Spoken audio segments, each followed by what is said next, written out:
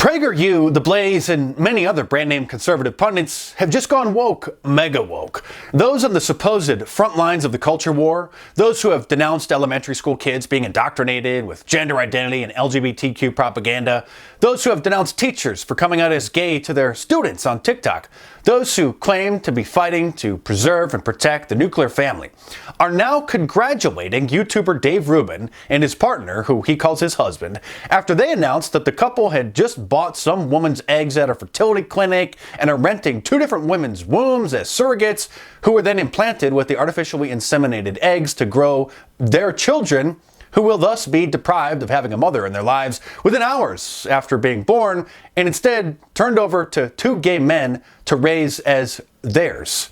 The same people who talk about fatherlessness being a huge social problem are celebrating Dave Rubin creating a motherless home. After he and his partner announced that they were doing this, PragerU, the prestigious conservative institution, congratulated them, along with TheBlaze, Glenn Beck's media company, Breitbart's Joel Pollack, critical race theory expert Chris Rufo, Megyn Kelly, Meghan McCain, Kat Timpf, and many others. Someone made this meme, which is accurate. "I like your gay pride shirt," it says. Now, this is not about gay marriage or two consenting adults in a relationship anymore. It's about depriving children of their mothers. It's about two wealthy narcissistic men willingly bringing children into the world through artificially inseminating surrogates who will then be deprived of the love and presence of their mother once they're born. Pete Buttigieg did the same thing a few months ago, by the way. And this is way beyond the debate about should gay couples be allowed to adopt and raise children. To that issue, Christians say absolutely not. Real Christians. And Christian adoption agencies have had to defend lawsuits by gay couples who have sued them for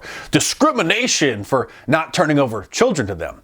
Personally, I don't think it should be allowed at all. I don't even think that single people should be allowed to adopt children unless it's an immediate family member in the event of the child's parents dying in an accident or something. Only married couples should be allowed to adopt children. And when I say married, I mean a husband and a wife. That's what a marriage is. If there isn't anything wrong with two gay men buying children from a fertility clinic, if it's to be celebrated, then why not three gay men raising babies? Why not a throuple? Like this nice family the Huffington Post recently reported on. How is that any different from what Dave Rubin is doing? What else is interesting is that the leaders in the culture war are all silent about this. I wouldn't expect Sean Hannity, Mark Levin, or Jesse Waters to say anything. They always wait until an issue is safe to talk about. I mean, just a few months ago, they finally got around to admitting that anti-white racism exists and is a growing problem. The mainstream conservatives are always Johnny-come-latelys. I'm talking about those who made their bones fighting in the culture war.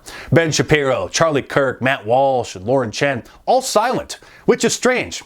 The question is clear.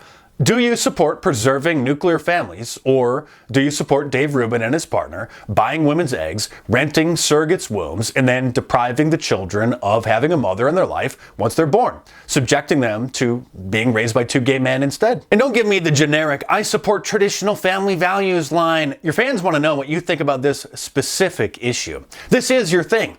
TheBlaze's Allie Beth Stuckey blocked me on Twitter after I called her a coward for a tweet she posted, which was a very vague reference to the issue about how she just can't believe how much more conservative she is than others in the movement. People in the replies kept asking if she was referring to Dave Rubin's surrogacy, and when I pointed out that she was too cowardly to make a direct comment about it, along with everyone else obviously, she proved that point by blocking me. I also called out Lauren Chen respectfully, who was one of the women being considered to replace Meghan McCain on The View, by the way. I like Lauren, but she too so far has had no response. And these are people who live on Twitter, who tweet their 2 cents about every story that comes across their feed. Maybe she wants that job at the Daily Wire, so she doesn't want to upset Ben Shapiro by saying that what his best gay friend is doing is wrong. Matt Walsh got very triggered when I kept calling him out for his silence.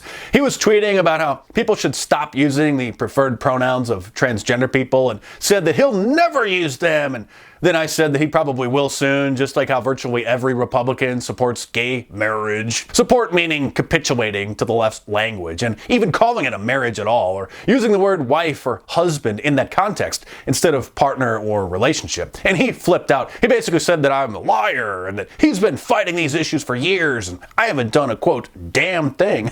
He doesn't support gay marriage, he said, which on the surface, he doesn't. Of course, my point was that he de facto does support it by capitulating to the left's language and calling it a marriage when referring to same-sex couples in a legal partnership. Same with using the term husband or wife in those contexts. They are, in essence, supporting it. And if you don't support it, then isn't calling it a marriage at all the same as saying 2 + 2 = 5? If you're not going to use transgender people's preferred pronouns because you're not going along with the liberal agenda, then why do you refer to Pete Buttigieg's partner as his husband? Why adopt their language and terminology? Mike Cernovich said that he doesn't understand what all the controversy is about, pretending that it was about surrogacy in general. Of course, it's not about surrogacy, which obviously usually involves a husband and a wife raising the children. It's about Dave and his partner depriving the children of mothers by having the kids turned over to them. Mike Cernovich obviously glossed over that point, pretending that that wasn't the point of contention at all. Glenn Beck posted a little clip from his interview that he's doing with Dave about the issue, where he sounds just as woke as someone from BuzzFeed, saying he doesn't have an answer as to whether it's right or wrong. I think, and this is why I wanted to have you on, because I don't have an answer. Glenn, the answer is no. Don't do that. I get why the right has these, what I would argue are often legitimate fears, because the left does not stop eating civilization. Correct. And think about what an unfortunate position that puts us in, because then someone like me can make an announcement like this, then good, decent, thoughtful conservatives, some of faith, maybe some not of faith, whatever it is, could reach out and say, boy, this is what an interesting opportunity, and sure, it's a little different, and whatever, all the love that you and the Blaze guys and everyone else are giving me. And then there's this other part that's legit, which is, correct.